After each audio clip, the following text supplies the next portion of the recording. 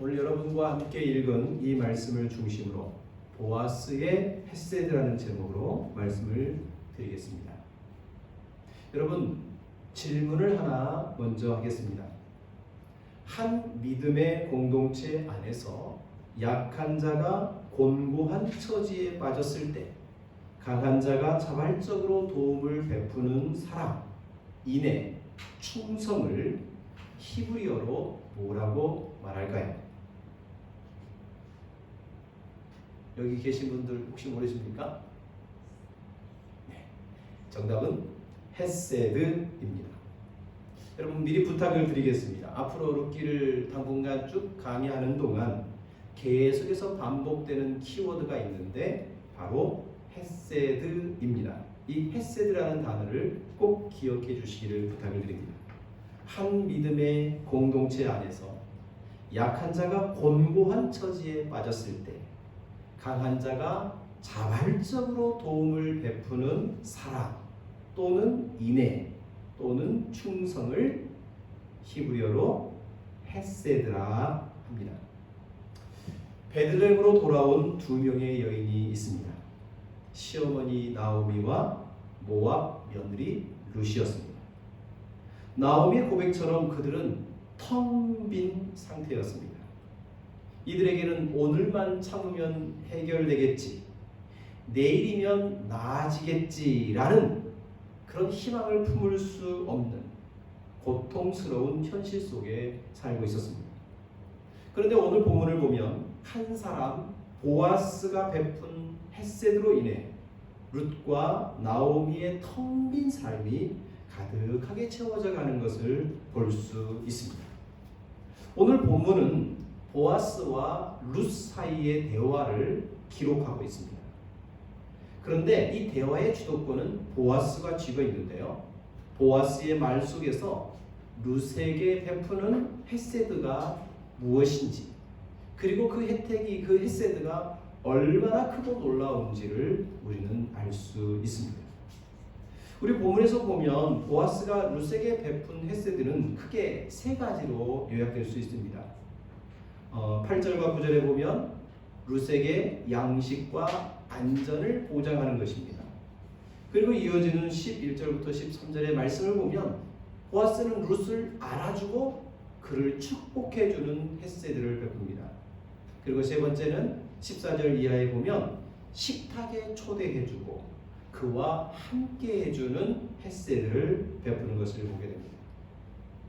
먼저 보아스가 룻에게 베푼 첫 번째 헤세드는 그에게 양식과 안전을 보장해 주는 것이었습니다.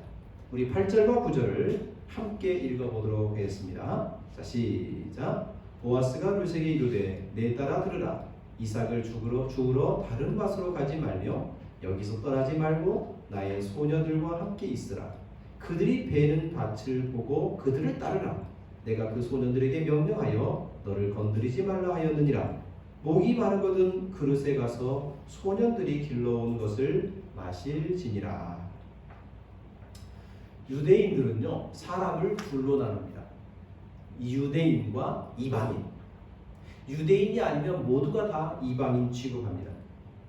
이방인은 하나님의 저주 아래 있는 사람들로 분류하기에 그들과 함께 동석하거나 무엇을 나누어서는 안 된다고 생각했습니다.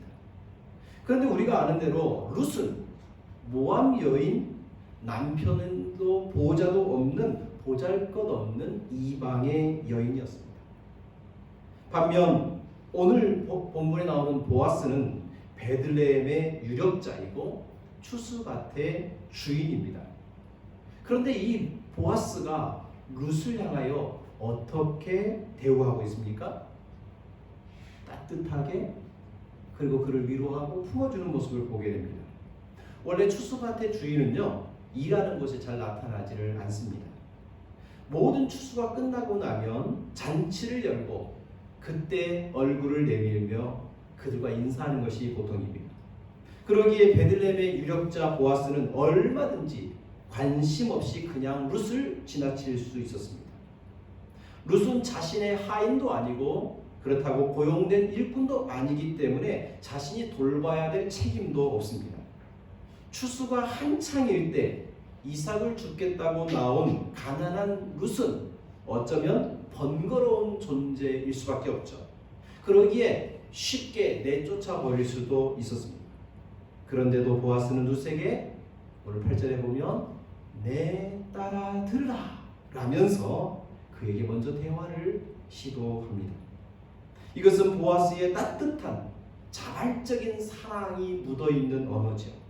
마치 저 알지도 못하는 여인을 자신의 딸처럼 귀하게 여기는 마음을 우리는 이 보아스의 말 속에서 느낄 수 있습니다. 사랑하는 교우 여러분, 여러분은 서로를 부를 때 어떻게 호칭을 하십니까? 우리 성도님들 대부분은 권사님, 집사님, 목사님, 사모님 이렇게 직분을 부릅니다. 그런데 그 직분을 우리가 부를 때 보아스와 같이 따뜻한 사랑의 마음을 함께 담아 부른다면 우리는 더 아름다운 공동체가 될 것입니다. 가정에서도 마찬가지죠. 여러분 서로 부부 사이에 어떻게 부릅니까? 어이 이렇게 부르십니까? 그렇게 부르지 않죠. 서로의 이름을 불러줬으면 좋겠습니다. 부부가 서로를 바라보며 미경씨, 병만씨 이렇게 불러준다면, 그리고 자녀를 부를 때에도 따뜻한 마음으로 하영아, 예준아 라고 부른다면 그 가정이 더 행복해지지 않겠습니까? 보아스는 따뜻한 마음으로 룻을 내 딸아 라고 부른 다음에 이삭을 주우러 다른 밭에 갈 필요도 없고 여기서 떠나지 말며 나의 소녀들과 함께 있으라고 당부하듯 말합니다. 여러분 분주하게 추수하는 이 추수밭을 한번 상상으로 그려보십시오. 추수를 총괄하는 총책임자 하인이 있습니다. 그의 명령에 따라서 일사불란하게 낫을 든 남자 하인들이 곡식을 자르고 앞으로 나아갑니다. 그러면 그 뒤를 따르는 여인들이 곡식을 한 움씩 옮겨다 단을 묶습니다. 그러면 또 다른 남자 일꾼들이 묶어놓은 단을 타작마당으로 옮깁니다. 타작마당에서는 부지런히 알곡을 텁니다. 이렇게 일사불란하게 빠르게 추수밭이 돌아가는데 이삭을 죽기 위해 나온 가난한 여인 룻은 방해가 되지 않도록 눈치를 보며 숨을 죽이며 밭의 가장자리에서 간간히 떨어져 있는 이삭을 주어야 했을 것입니다. 그런데 보아스는 룻에게 내 밭에 나의 소녀들과 함께 있으라고 말합니다. 여기 함께 있으라는 히브리어 단어는 라바크인데 우리는 1장에서 이 단어를 한번 본 적이 있습니다. 나오미가 따라오는 두 며느리를 친정집으로 돌려보내려 할 때 둘째 며느리 오르바는 작별하고 친정으로 돌아가지만 1장 14절을 보면 룻은 나오미를 붙쫓았더라 라고 했습니다. 여기 붙쫓았다는 말이 바로 바라크입니다. 그러니까 지금 보아스는 룻에게 너가 나오미를 붙쫓았던 것처럼 나의 일꾼 소녀들을 붙쫓으라고 말하는 것입니다. 이것은 시어머니를 내버려 두지 않고 충성스럽게 붙쫓았던 룻의 헌신적인 선대에 대한 보상입니다. 그래서 보아스는 나의 소녀들과 함께 붙쫓으며 그 이삭을 주라고 헤세드를 베풀고 있는 것입니다. 보아스의 헤세드는 여기서 멈추지 않고 계속됩니다. 이어지는 9절을 보시죠. 9절을 보면 그들이 베는 밭을 보고 그들을 따르라. 내가 그 소년들에게 명령하여 너를 건드리지 말라 하였느니라. 목이 마르거든 그릇에 가서 소년들이 길러온 것을 마실지니라 하는지라. 여기 9절을 보면 보아스는 종들에게 룻을 건드리지 말라고 미리 명령을 내려놓았음을 알게 됩니다. 예나 지금이나 가난하고 또 힘없는 특별히 여인들은 무례한 남성들의 추행과 폭력의 대상이 되기 쉬웠습니다. 지금도 그러한데 수천 년 전 이 땅에서도, 이 베들레헴 땅에서도 더 심했을지 모릅니다. 이러한 것을 보아스도 잘 알고 있었기에 룻을 건드리지 말라고 명령을 내려놓은 것입니다. 이 괴롭히지 말라고는 이 보아스의 명령은 룻에게 안전을 보장해주는 헤세드와 같은 것이었습니다. 그리고 또 한 가지 특별한 헤세드를 계속해서 제공합니다. 그들이 베는 밭을 보고 따르라, 이렇게 이야기합니다. 이것은 룻이 이 추수밭의 총사환에게 요청했던 7절 말씀에 대한 응답입니다.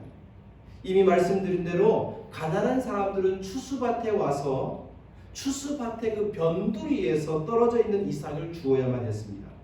그런데 룻기 2장 7절을 보면 룻은 베는 자를 따라 단 사이에서 이삭을 죽게 해달라고 가당찮은 부탁을 한 것을 보게 됩니다. 여러분이 만약 회사를 경영하는 사장님이라면 알지도 못하고 또 이력서를 보니까 경력도 미천한데 무턱대고 취직을 시켜달라는 사람이 있습니다. 그것도 조건을 겁니다. 다른 사람보다 월급을 3배나 더 달라는 사람이 있다면 여러분은 어떻게 응대하시겠습니까? 아마 100이면 100, 기가 찰 노릇이라면서 당연히 그를 거부하고 말 것입니다. 그런데도 보아스는 이 가당찮은 그리고 당돌해 보이는 룻의 요구를 들어주는, 그래서 그 밭 가운데서 이삭을 죽게 하는 헤세드를 베풀어주고 있습니다. 그리고 또 한 가지, 목이 마르거든 그릇에 가서 소년들이 길러온 것을 마시라는 특혜와 같은 헤세드를 베풀어 줍니다. 보아스는 자신의 추수밭 일꾼들이 힘들지 않도록 갈증 날 때마다 마실 수 있도록 따로 소년들을 시켜 베들레헴에서 우물물을 길러 가져오도록 조치한 것 같습니다. 그러니까 그 물은 일꾼들을 위한 특별한 물이었던 것이죠. 그런데도 보아스는 갈증 날 때마다 마음껏 마셔도 좋다며 룻에게 헤세드를 베풀어주고 있습니다. 내 딸아, 다른 밭으로 가지 마라. 여기 있어라. 나의 소년들을 붙쫓아라. 소년들이 베는 밭 사이에서 마음껏 이삭을 주오라. 다른 이들이 건드리지 못하도록, 괴롭히지 못하도록 너에게 안전까지 보장해 주마. 그리고 목마를 때는 언제든지 물을 마셔도 좋단다. 여러분, 이렇게 보아스가 베풀어준 특별한 은혜, 이 은혜를 룻이 과연 받을 만한 신분과 자격이 있었습니까? 아니죠. 룻은 이런 특혜를 입을 만한 어떤 이유나 자격이 그녀에게는 없었습니다. 오직 보아스의 헤세드 때문에 지금 룻은 이 큰 특혜를 입고 있는 것입니다. 그런데 이때 룻은 당연히 받을 것을 받는다고 생각했을까요? 아닙니다. 룻은 자신이 이런 보아스로부터 헤세드를 받을 수 없는 신분임을 잘 알고 있었습니다. 그래서 10절 말씀에 보면 룻은 엎드려 절을 하고 보아스를 감히 얼굴을 들어 쳐다보지도 못한 채 이렇게 말합니다. 나는 이방 여인이거늘 당신이 어찌하여 내게 은혜를 베푸시며 나를 돌보시나이까. 나는 이방 여인이거든 왜 나에게 이런 은혜를 베풀어 주십니까? 여러분, 이 10절의 룻의 말은 질문일까요? 아니면 감탄일까요? 네, 이거는 질문이 아니죠. 이것은 룻의 마음에서 솟아 올라오는 깊은 감사의 감격이고 일종의 신앙 고백과도 같은 것입니다.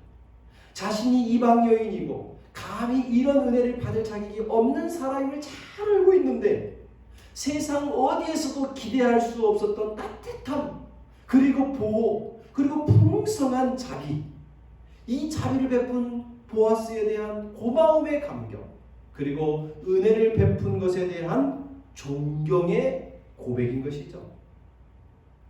교우 여러분, 우리가 함께 예배를 드리고 있지만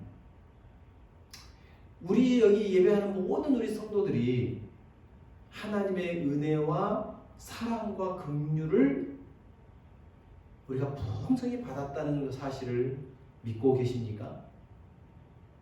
여러분, 그런 믿음 우리 가운데 있어요. 그러나 이 감격이 생생하게 살아있는 분도 계시지만 건조한 사막처럼 그 하나님의 은혜에 대한 감격을 메마른 채, 잊어버린 채 살아가시는 분도 있습니다. 여러분은 어떻습니까? 예배를 드릴 때, 기도를 드릴 때, 찬송을 드릴 때, 때로는 성경을 펴서 큐티할 때, 이 룻이 가졌던 감사와 감격과 기쁨이 여러분 마음속에 있습니까?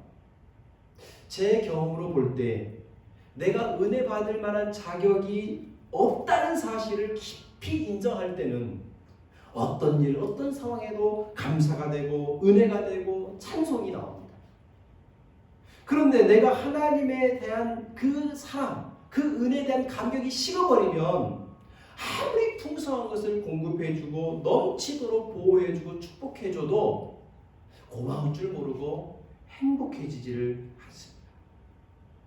여러분, 우리 신앙생활의 진정한 행복은 내가 얼마나 비천한 존재인지를 인식할 뿐만 아니라 이런 나에게 얼마나 큰 하나님의 은혜와 은총이 부어졌는지를 인식하는 것이 참된 신앙의 기쁨의 원천이죠. 이 생생한 감격이 살아있는 신앙인 되시기를 주님의 이름으로 축복합니다. 보아스가 룻에게 베푼 두 번째 큰 헤세드는 룻을 알아주고 인정해주고 진심으로 그녀를 축복한 것입니다. 11절과 13절은 보아스와 룻이 서로 대화를 주고받는 장면을 보게 됩니다. 먼저 보아스가 먼저 말을 걸립니다. 11절이죠. 보아스가 그에게 대답하여 이르되 너의 남편이 죽은 후로 너가 시어머니에게 행한 모든 것과 내 부모와 고국을 떠나 전에 알지 못하던 백성에게로 온 일이 내게 분명히 알려졌느니라. 보아스는 남편과 두 자녀를 잃어버린 시어머니의 빈자리를 채우기 위해 룻이 자신의 조국을 버리고 민족을 버리고 친정을 버리고 그리고 낯설고 물서른 베들레헴 땅에 온 그 모든 자초지정을 분명하게 들었다라고 말합니다. 보아스는 이런 룻의 헌신적인 행동에 대한 소문을 건성건성 듣고 흘려버리지 않았습니다. 보아스는 이런 룻의 행동과 결단이 단순히 시어머니에 대한 효심의 결과일 뿐만 아니라 본질적으로는 여호와의 날개에 보호를 받기 위해 온 신앙적 결단이라고 해석을 합니다. 그러기에 이런 일에는 반드시 하나님으로부터 보상과 축복이 주어져야 한다고 12절에 선언하고 있죠. 우리 12절을 함께 읽어볼까요? 여호와께서 내가 행한 일에 보답하시기를 원하며 이스라엘의 하나님 여호와께서 그의 날개 아래에 보호를 받으러 온 너에게 온전한 상 주시기를 원하노라 하는지라. 교우 여러분, 하나님의 날개를 바라보며 그분의 보호와 그분의 돌보심을 기대하며 나오는 모든 사람을 하나님은 단 한 번도 외면한 적이 없습니다. 여러분, 우리가 삶에서 어떤 결단을 내릴 때 경제적으로 이득인가 손해인가, 내게 유익한가 불리한가, 내게 편리한가 불편한 것인가, 이거를 따지는 것보다 내가 이 결정과 판단을 내리는 것이 여호와의 품 안으로 더 들어가는 것인가, 품 밖으로 나아가는 것인가를 더 먼저 생각하는 우리가 되기를 바랍니다. 여러분, 우리가 어떤 선택을 내릴 때 당장의 손해가 나고 불리하고 불편할지는 몰라도 그 선택이 하나님의 품으로 더 가까이 나아가는 선택이라면 결국에는 하나님께서는 온전한 상을 우리에게 베풀어 주실 것입니다. 여기서 이 보아스가 말한 온전한 상이라는 단어는 좀 더 풀어보니까 샬롬의 상급이라는 뜻입니다. 이 샬롬의 상급은 여호와의 날개 아래에서 모든 것이 풍성해지고 모든 것이 평안해지고 모든 것이 균형을 잡혀지는 안전한 평강의 삶을 의미합니다. 보아스는 진심으로 사랑의 마음으로 헌신적 결단을 내리고 하나님 품으로 달려왔던 이 룻을 알아봐주고 인정해주고, 그래서 그녀의 텅 빈 삶이 이제 하나님으로 인하여 충만히 채워져야 한다고 축복하고 있는 것입니다. 그러자 13절에 룻이 보아스에게 이렇게 응답합니다. 룻이 이르되 내 주여, 내가 당신께 은혜 있기를 원하나이다. 나는 당신의 하녀 중에 하나와도 같지 못하오나 당신이 이 하녀를 위로하시고 마음을 기쁘게 하는 말씀을 하셨나이다. 한마디로 하녀보다 못한 미천한 나를 이렇게 귀하게 생각하시고 위로해 주시고 인정해 주시니 너무너무 감사합니다. 고맙습니다. 그런 말이죠. 교우 여러분, 이 보아스와 룻의 대화를 보고 들으면서 무엇이 느껴지십니까? 여러분, 보아스는요, 룻을 볼 때 그녀의 출신 성분, 그녀의 신분이나 경제적인 상태를 보고 룻을 이런 여자 저런 여자라고 평가하지 않습니다. 그녀의 외모와 조건이 아니라 그녀의 섬김, 그녀의 헌신, 그녀의 희생, 그녀의 믿음의 결단의 모습을 봅니다. 그리고 따뜻한 말로 그녀를 인정해주고 위로해주고 진심으로 축복해줍니다. 이런 보아스의 따뜻한 말과 격려에 룻은 어떻게 됐다고 말합니까? 미천한 저지만 위로를 받았고 기쁨을 얻었습니다라고 고백합니다. 여러분, 우리의 말은요, 사람을 상처 주기도 하지만 쓰러져가는 사람을 위로하고 일으켜 세울 수도 있습니다. 우리의 말은 상처를 주는 말입니까? 아니면 위로하고 치료하는 말을 하고 있습니까? 여러분, 지금 예배를 영상으로 드리고 있는 분들 서로 한번 눈을 좀 마주 봐보세요. 부부끼리, 가족끼리. 여러분 이분들을 상처 주고 싶으셔요? 아니죠. 어떻게든지 힘을 좀 주고 싶고 용기를 주고 싶고 축복하고 싶지 않습니까? 그렇다면 뭐부터 바꿔야 될까요? 언어, 말부터 바꿔야죠. 여러분, 어떨 때 힘이 나나요? 그를 인정해 줄 때, 그를 믿어줄 때, 그를 축복해 줄 때, 그리고 뭔가 그에게 문제가 보일 때 그 문제를 개선시키고자 한다면 그의 단점만을 부각시켜 말하는 것보다 오히려 그의 풍부한 장점과 그의 아름다운 면을 많이 말을 해주면 여러분, 조금 지적을 하고 조금 개선해보자고 말할 때 훨씬 더 효과적이고 더 아름다워질 것입니다. 그러기에 우리 사랑하는 성도님들 모두가 사랑의 말, 기쁨의 말, 위로의 말, 축복의 말을 더 많이 할 수 있기를 축복합니다. 여러분, 보아스가 룻에게 베푼 세 번째 큰 헤세드가 있습니다. 그것은 14절부터 16절에서 우리가 볼 수 있는데요. 그것은 룻을 식탁 공동체로 초청해 준 것입니다.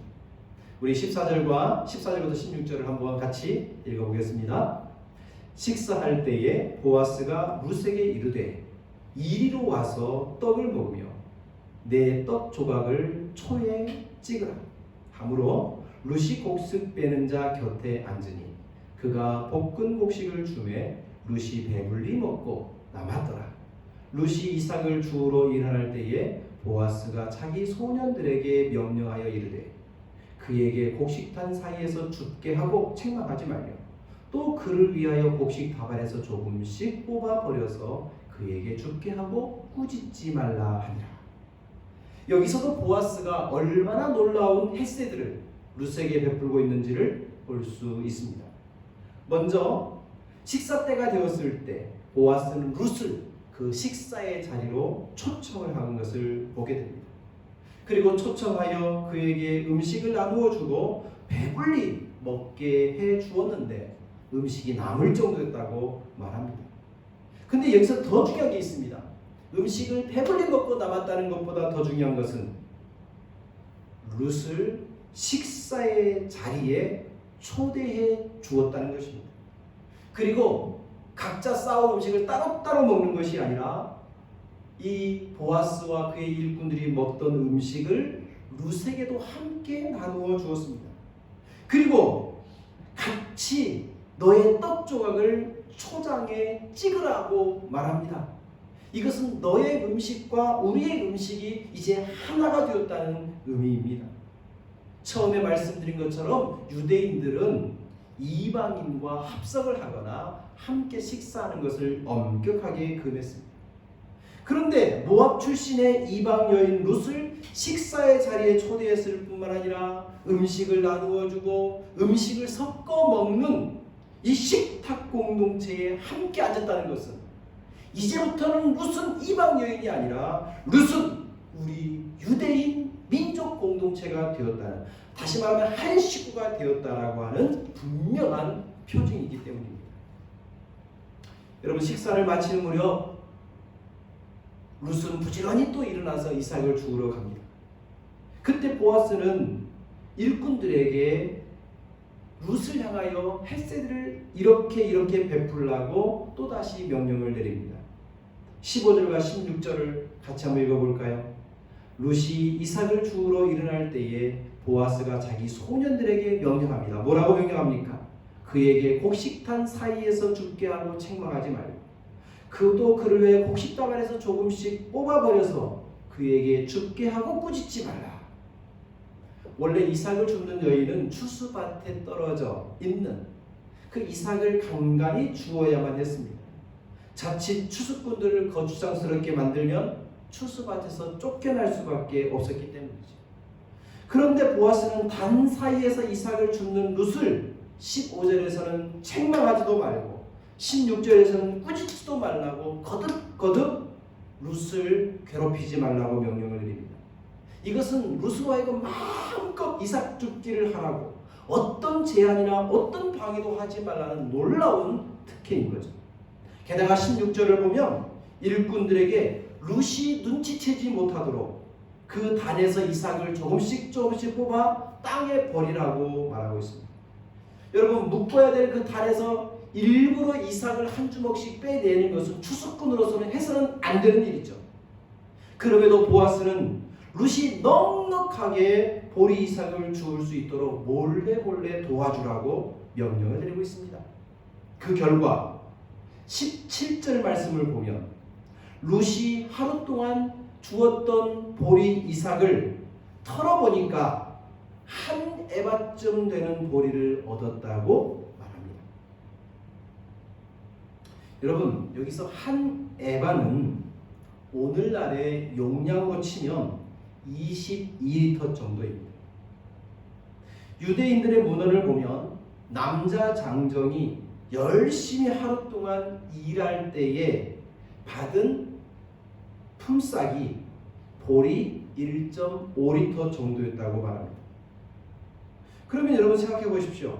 룻은 하루 이삭 줍기를 통해서 남자 일꾼들이 얻을 수 있는 양보다 무려 7배나 더 많은 보리를 얻게 된 것입니다.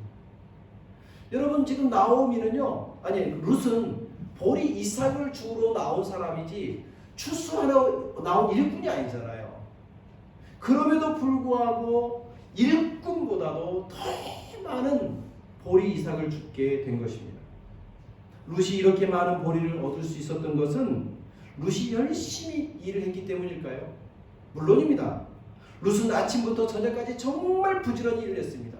다른 사람이 점심을 아직도 먹고 있는 동안에도 또 일어나서 이삭 주우러 나갑니다. 룻은 참으로 성실하고 충성스러운 여인이었습니다. 그러나 그가 이렇게 22리터나 되는 보리를 얻었던 것은 그의 열심으로만 되는 것이 아닙니다. 보아스가 헤세드를 베풀어 주었기 때문에 룻이 22리터나 되는 곡식을 얻게 된 것이죠.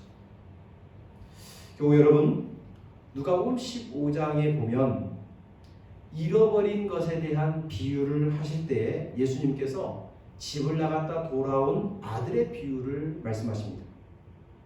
우리는 대부분 그 말씀을 돌아온 탕자의 비유라고 기억합니다.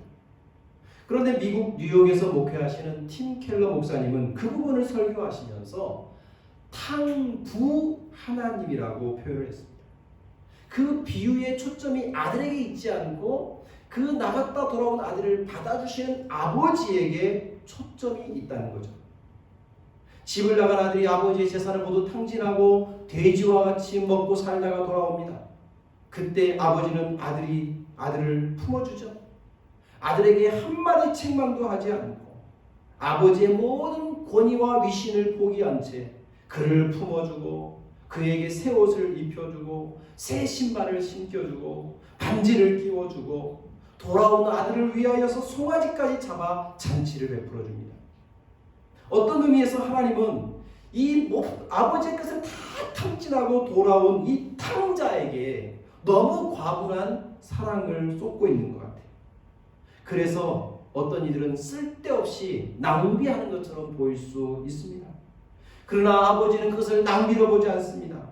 사람들은 탕부라고 말하지만 탕부 하나님은 아들을 더 소중히 여기기 때문에 모든 걸 다 쏟아붓고 그 아들을 품에 안습니다. 기꺼이 탕부 아버지가 된 거죠. 교우 여러분, 어떤 의미에서 우리도 하나님의 사랑을 받을 자격이 없는 집 나갔던 탕자와도 같은 존재이지 않습니까?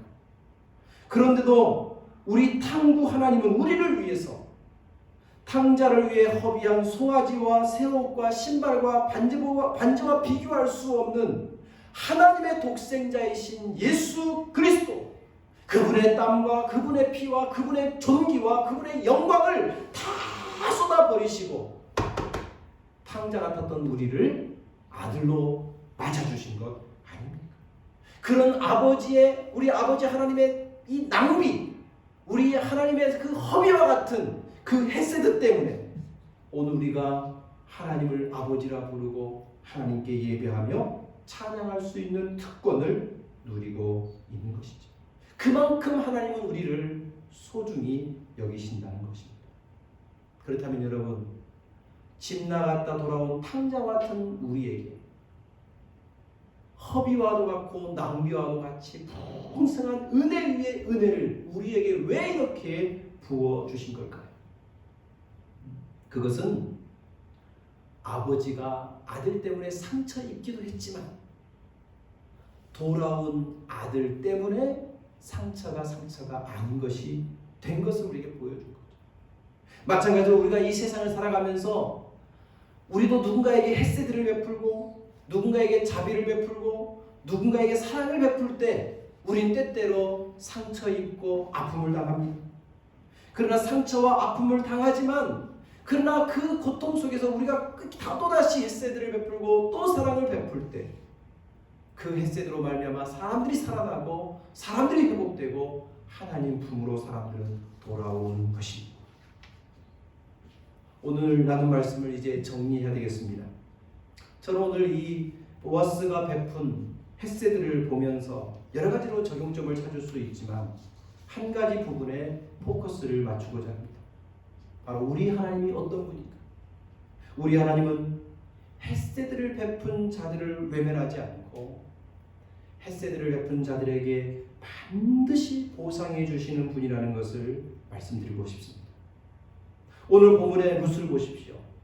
홀로 된 시어머니를 위해 룻이 포기한 것이 많았습니다. 친정을 버리고 고향도 포기하고 민족도 포기하고 종교도 포기하고 그리고 고향으로 돌아갔으면 어쩌면 있었을 자신의 안락한 미래도 포기합니다. 그러나 이런 포기의 결단, 룻의 이 포기는 단순히 시어머니에 대한 효심 때문만이 아니었습니다. 룻의 이런 헌신적인 포기는 궁극적으로 여호와의 날개 아래에 보호를 받고 싶은 신앙적 결단이었죠. 룻은 자신의 선택과 포기와 시어머니를 위한 섬김과 희생에 대해서 다른 사람은 몰라도 괜찮다. 오직 하나님만 알아주신다. 그분의 은혜만이라면 나는 괜찮다라고 하는 믿음의 결단이 내린 겁니다. 그런데 여러분, 이렇게 포기하고 여호와의 날개 아래 들어온 룻에게 하나님은 어떻게 응답해 주셨습니까? 바로 보아스라고 하는 사람을 통하여 이루 상상할 수 없는, 기대할 수 없었던 이 많은 햇새들을 경험하게 되었습니다. 그래서 다른 이들에게 정상적으로 일한 남자 일꾼들이 1.5리터밖에 보리를 가져갈 수 없지만 이삭을 죽으러 나왔다가 오히려 그들보다 7배나 많은 한 에바의 보리 이삭을 얻게 된 거죠. 여러분, 어떤 의미에서 그 여호와의 날개 아래 보호받기 위해서 달려나온 이 룻에게 보아스는 22리터나 되는, 감히 상상할 수 없는 보리 이삭으로 보답을 해 준 것입니다. 여러분, 때때로 우리가 누군가에게 사랑을 베풀고 선행을 할 때, 그리고 우리에게 주신 사명을 감당할 때 우리는 그 하나님의 사랑과 은혜에 감사하여 그래, 나도 햇새들을 베풀어야지 라고 결단할 때가 있습니다. 그러나 그렇게 햇새들을 묵묵히 실천하고 있는 동안에 어느 순간 우리 마음속에 죄성은 왜 아무도 안 알아주는 거지? 왜 사람들이 나를 인정하지 않는 거지? 왜 나에게 보상이 없는 거지? 라며 섭섭한 생각이 파고들 때가 있죠. 그런데 이 섭섭한 마음을 방치하면 어느 순간 이 죄악된 마음이 우리의 성품을 오염시킵니다. 그래서 내게 이득도 없고 알아주지도 않고 보상도 없는 햇새들에 대해서 이건 쓸데없는 일이구나, 내가 괜한 일을 했구나, 내가 허비하고 낭비했구나 라고 스스로 판단하고 이제 나는 다시는 햇새들은 행하지 않을 거야, 그런 건 어리석은 거야 라고 스스로 자포자기할 때도 있습니다. 그러나 여러분, 오늘 본문은 말합니다.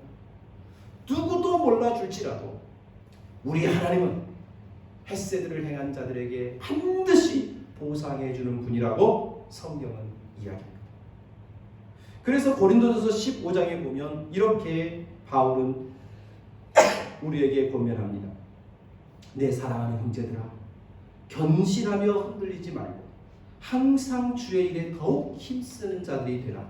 이는 너희 수고가 주 안에서 헛되지 않는 줄을 알리라. 그렇다면 여러분, 우리는 여기서 한 가지 더 나아가서 룻의 햇새들에 대해서 보아스가 큰 햇새들로 보상해 주었다면, 그렇다면 보아스의 햇새들은 과연 누가 보상해 줄까요? 그것은 보아스가 룻에게 축복하며 말했던 것처럼 여호와 하나님이 전능자의 날개로 보아스를 품어주고 보아스에게 샬롬의 복을, 온전한 상을 베풀어 주실 것입니다. 이것을 분명하게 깨달은 이 보아스의 자손인 다윗은 시편 91편에 이렇게 고백합니다. 지존자의 은밀한 곳에 거주하며 전능자의 그늘 아래에 사는 자여, 그가 너를 그의 깃으로 덮으시리니 내가 그의 날개 아래에 피하리로다. 그의 진실함은 방패와 손방패가 되신다. 여러분, 보아스가 베푼 햇새드의 결과로 나중에 보면 보아스와 룻은 부부가 됩니다.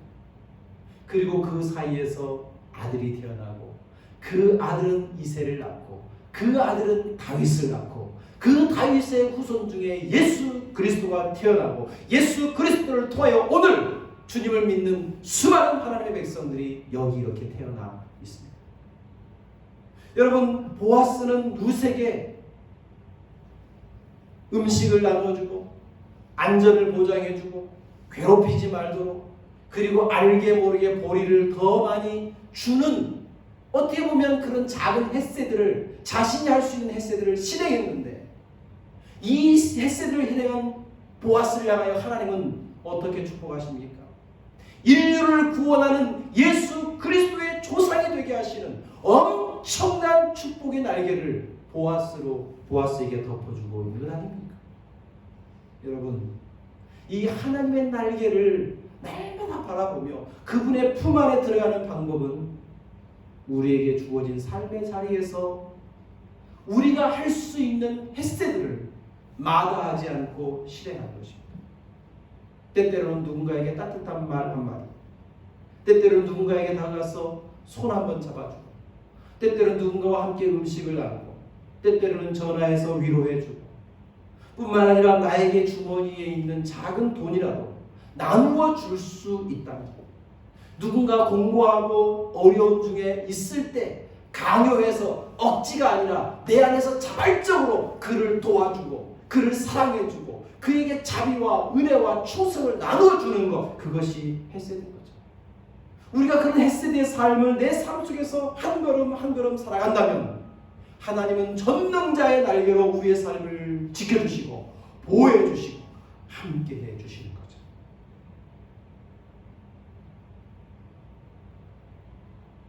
이 은혜와 축복이 우리 모든 성도들에게 있어지기를 진심으로 축복합니다. 기도하겠습니다. 살아계신 하나님 아버지 감사합니다. 오늘 루시 그 시어머니 나오미를 향하여 햇새들을 베풀었을 때 하나님께서는 보아스라는 사람을 통하여 하나님의 햇새들을 경험하도록 해주셨습니다. 보리 한 줌, 보리 한 대를 기대하고 추수밭에 나갔던 루세게 한 에바 22리터나 되는 많은 햇새들로 하나님은 보상해 주셨습니다. 하나님 아버지, 주님의 이름으로 햇새들을 베푸는 자들을 하나님은 절대로 외면하지 아니하시고 더 큰 햇새로 전능자의 날개로 품어주시는 온전한 샬롬의 복을 내려주신다고 말씀하십니다. 그러기에 오늘 우리 삶의 자리에서 누군가를 섬길 수 있을 때, 누군가를 위로해 줄 수 있을 때, 누군가에게 사랑을 나눌 수 있을 때 외면하지 말고 그 기회를 붙잡고 선용하여 우리도 보아스처럼 우리가 할 수 있는 햇새들을 실행하는 주의 백성들 되게 해 주옵소서. 그리하여 하나님의 전능자의 날개 그늘 아래 평안하고 평강한 삶을 살아가는 우리 모든 기쁨의 교우들 되게 해 주옵소서. 예수님의 이름으로 기도드립니다. 아멘.